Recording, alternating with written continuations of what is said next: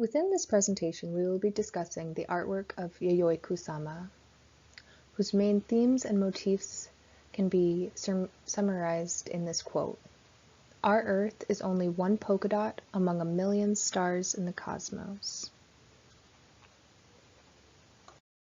An underlying theme in the whole body of Kusama's art is this idea of the obliteration of the self. But what does the obliteration of the self mean? Does the process first require establishing and recognizing the self as an entity separate from others? Will the process of self-obliteration be complete without implicating others, whose remembrance of our original selves holds the potential to propel our legacy? Conversely, is this perceived self then transformed into another entity altogether when others interact with it? These questions of self and transformations, of self and of others, become acutely pertinent to the art of Yayoi Kusama.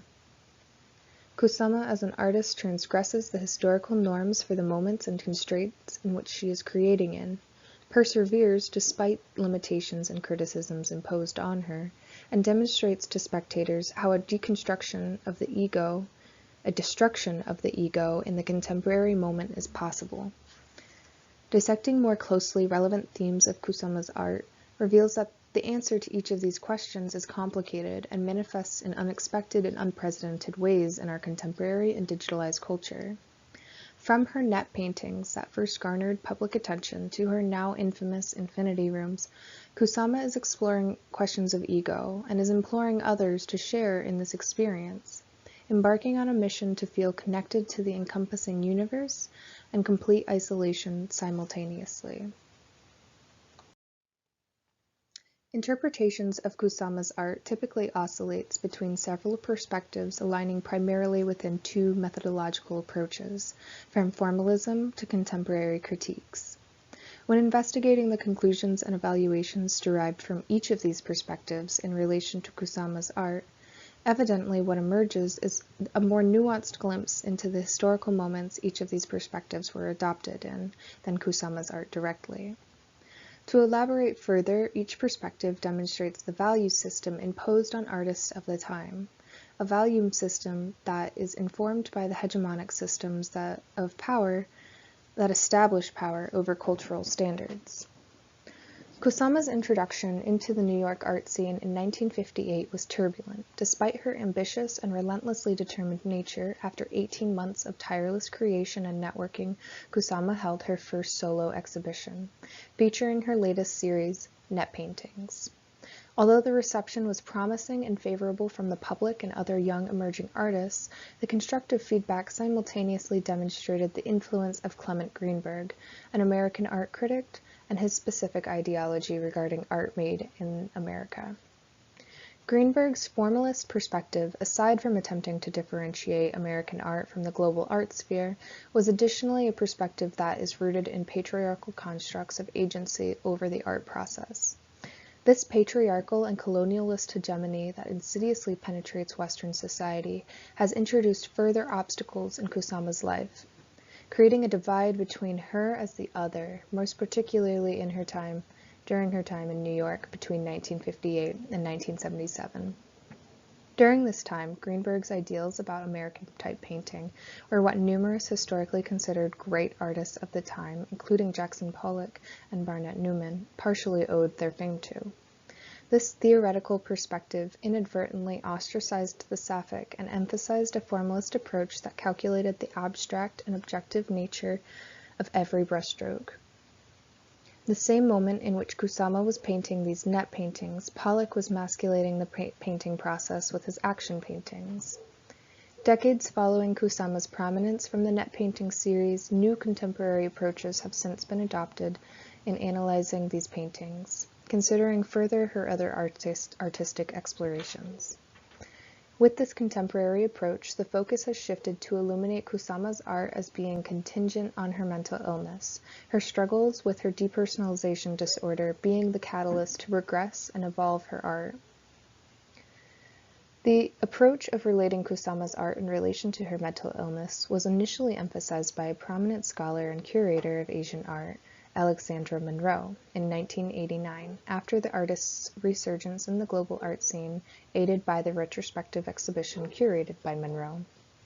In attempting to understand Kusama's art in connection as symptomatic of her mental illness, Monroe is pathologizing her process as being evident in the obsessive and methodical nature of her art.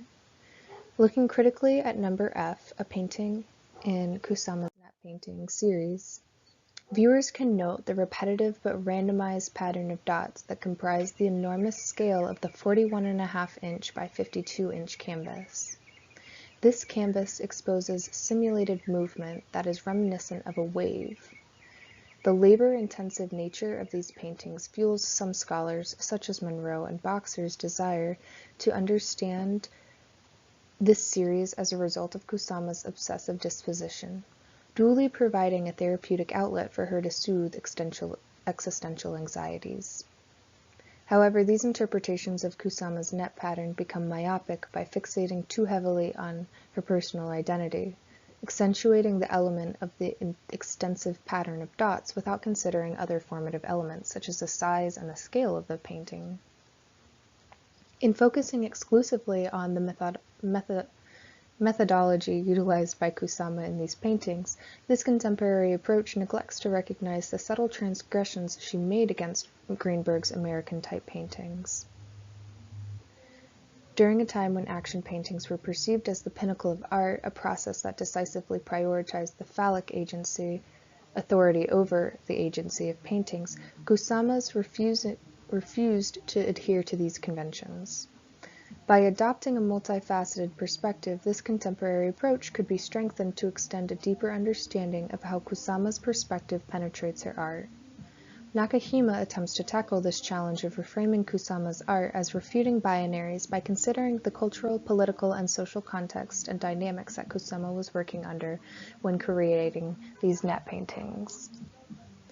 Nakahima focuses on the scale of Kusama's net paintings to understand how her art rebels against patriarchal standards in the art world during the 60s. Like her infinity rooms that will be discussed later, net paintings possess intimate qualities that are apparent in the juxtaposition of the subject's scale, the painstakingly small dots, against the size of the canvas. Part of the relevance of this intimacy manifests in the artist's body being physically near to the painting during production. However, her nearness to the canvas in relation to the scale additionally implies a division or segmenting of the painting that relates to the fracture of the self and the eventual obliteration. Upon stepping into an exhibition teeming with Kusama's net paintings, viewers may witness these enormous canvases and at first glance only see washes of color.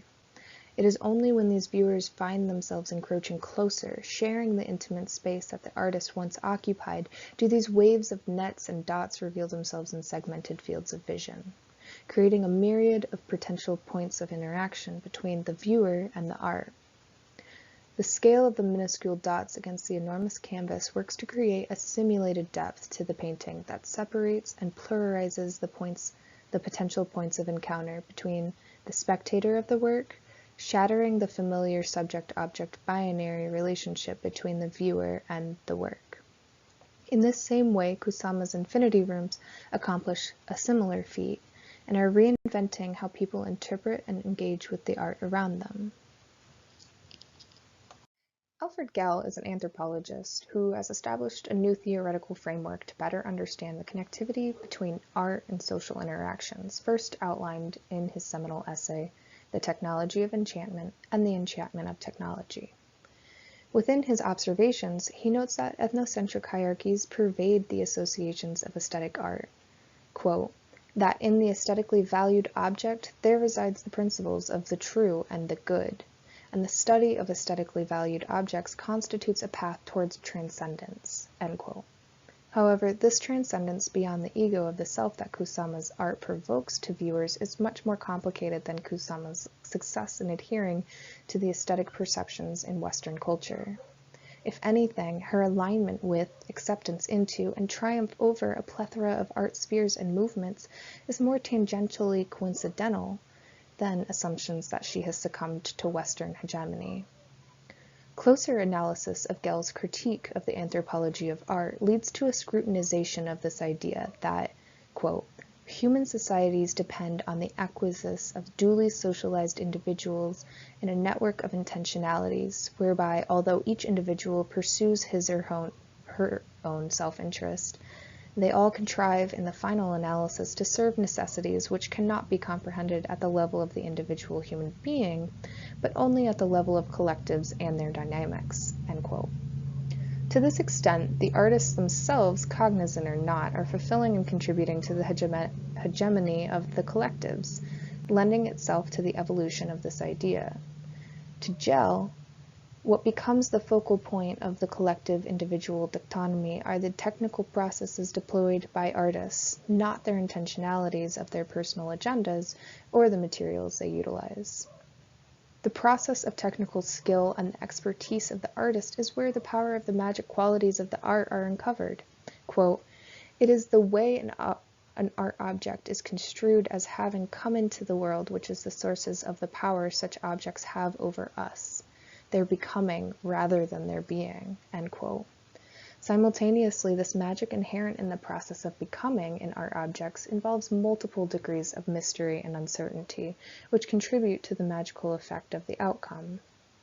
Kusama's art echoes these ideals. Each variation of her net paintings reveals an uncertainty of how they will become, and the enchantment is further instilled due to their nature of being feats of endurance, bred from a compulsion deep inside the artist. The art itself is not a conduit for the agency of the artist. Instead, the art has developed its own powers that respond to and interact with the emotions and values of the viewers, establishing a relational aesthetic. Kusama's art particularly exemplifies Gell's idea that art is a physical entity that mediates between two beings, in turn providing a channel for further social relations and influences. The art, as its own independent entity, is then susceptible to being subject to other collective technical processes, such as being engaged in economic trade, which can alter the symbolic magic attributed to the object. Gell acknowledges how exclusivity influences the perception of art, noting that people desire objects that are not readily accessible. Art that seems to resist and oppose our desires derives a higher value due to this capitalist paradigm. Kusama's art, particularly Infinity Rooms, seems to be simultaneously challenging and benefiting from this value assigned to exclusivity. The transient impermanence inherent to Infinity Rooms, limiting viewers for a welcome stay of only minutes, is juxtaposed by the permanence of pictures that viewers indulge in taking, transforming a minute into forever.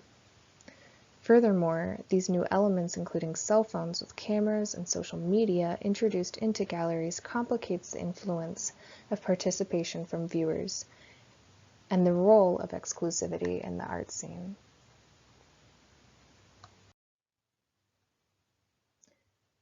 So Yayoi Kusama does not personally have an internet presence. She does not have profiles on any social media or even own a cell phone, but her influence on the internet is palpable and obvious, with searches of her art yielding almost 1 million posts. Her Infinity Rooms and their domination on social media have only heightened the spread of her art across the globe, creating a disparity between its accessibility online and the lines that accumulate at her installations in museums. This intersection between her art and the internet age creates a spectacle that is evident in the galleries that show her work. The spectacle is indicated by the lines that wrap around blocks during opening weeks. Simultaneously, this intersection reveals this relational aesthetic that Gell's asserted. Her Infinity Rooms challenge how viewers interact with art, posting selfies to demonstrate that the viewer received something from the installation, and providing duly to the installation a wider audience to impact. However, critics of this digitalized age express concern about how the narcissism displayed in this relational aesthetics for interactive art, and the fear that the intent of the art is being muddled and losing significance. So how does Kusama's art, which revolves around recognizing and relinquishing the importance of the individual to evoke this cosmic unity in the abundance of millions of dots in the universe, respond to this booming selfie culture that emphasizes the importance of the individual. According to Boxer, this type of voyeurism that infinity rooms provide offers the chance to capture the lonely existential experience of infinity and send it to others as a selfie. In many ways, this propels the personal connection felt by viewers to the art. This evolution of how viewers interact with art complicates the politics of the gallery to some extent, democratizing the content for a wider audience to resonate with outside the elitist art spheres. Additionally, in recollecting Kusama's personal history during the time when she was exerting an endurance in creating her net paintings from 1958 to 1973, a prominent part of her concluding process was to photograph herself with her art. Frequently, these photographs involved elaborate designing, including a meaningful backdrop, sometimes her studio, sometimes the cityscape of New York, and deliberate clothing choices of her own fabrication. The precise calculation and the conscious decision to take these portraits could be read as a way for the artist who struggles with depersonalization to explicitly connect her art as a form of self-portraiture. Simultaneously, if considering Kusama's body of art as self-portraiture, these photographs extend parallels between the artist and the scores of individuals who are also compelled to photograph their existence in relation to her art. Thinking specifically about how Let's Survive Forever engages with these voyeuristic qualities, apart from the installation's frequent reappropriation as a selfie backdrop, the column in the center of the room pleads viewers to gaze within its depths. Upon closer examination, spectators observe almost a miniature version of the room they are in, echoing even the details of the suspended mirrored orbs. However, the roundness and the size of the orbs in this column obscures the prominence of the viewer's presence within the column, and achieves a much different effect than the room it is housed within, where the viewer cannot hide their presence.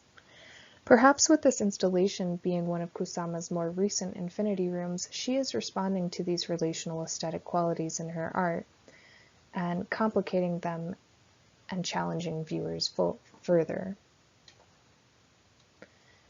By identifying these different perspectives and interpretations of Kusama's art, what truly becomes evident is the multidimensional and all-encompassing propensity of her art that allows for these variations in meanings to viewers, scholars, and critics alike. To focus too singularly on any one of these elements that contribute to the impact of Kusama's art within the world is to neglect the totality of its derived meanings. Although Kusama seems to be surrendering her sense of individuality in her art, scholars repeatedly work to position her as the other, focusing on her individual experiences. Furthermore, dismissing the relational aesthetics that her art currently adopts within this internet culture further gatekeeps levels of self-obliteration and otherness that viewers of Kusama's art may be navigating themselves as they demonstrate their own legacy and connection to her art.